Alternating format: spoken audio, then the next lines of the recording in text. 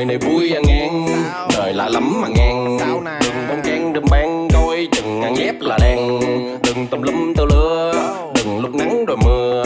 Đừng quan tâm thì bi, đôi khi ta biết duyên này là sống độc thân, tư tưởng độc lập là sống tự do. Yêu làm gì để nhiều suy nghĩ, yêu bản thân mình là phải tự lo. Sống ở đời mà quá tâm thường, chắc có lẽ không ai dùm ngó. Mà nếu muốn có ban đời trung thành thì cần học cách nuôi một con chó. Khi có tiền đi đây đi đó, đi để thấy trái đất này to, đi để thấy rằng mình bé nhỏ giữa cả tỷ người vứt hết phiền lo. Học đạo lý để học làm người chứ không phải là phán xét người ta. Có những điều mà mình chưa biết nếu không tiếp xúc một vài người lạ.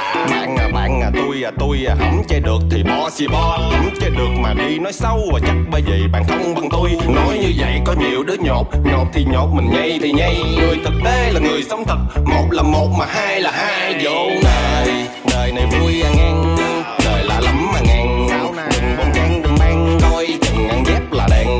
Đừng tùm lum tơ lưa, đừng lúc nắng rồi mưa. Đừng quan tâm thì bi, đôi khi ta biết chứ đời. Đời này vui à ngang, đời lạ lắm mà ngang. Đừng bông trang đừng ban coi chừng ngang dép là đèn. Đừng tùm lum tơ lưa, đừng lúc nắng rồi mưa. Đừng quan tâm thì bi, đôi khi ta biết cho say quýnh đi cho bay tối nay đi overnight. Có cô em xinh dáng như mình tình mấy anh từng lên ngay. Nếu như mai đây tôi rap không hay như lời họ nói, tôi không quan tâm. Sống cho đam mê chứ không ganh đua ai hờn ai dối không quan tâm.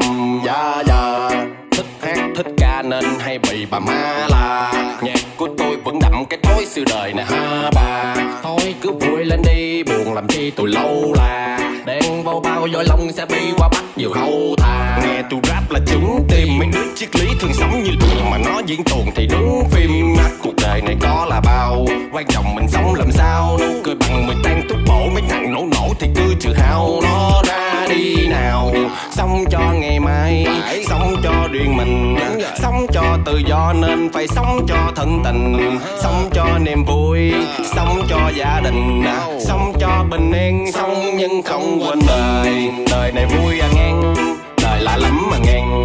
Đừng bông trang đừng ban coi chừng ngang dép là đèn. Đừng tùm lum tơ lưa, đừng lúc nắng rồi mưa. Đừng quan tâm thì bi, đôi khi ta biết chữ đời.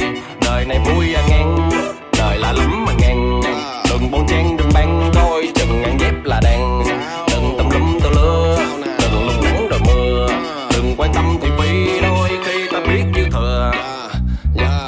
Đôi khi ta biết dư thừa, đôi khi ta biết dư thừa.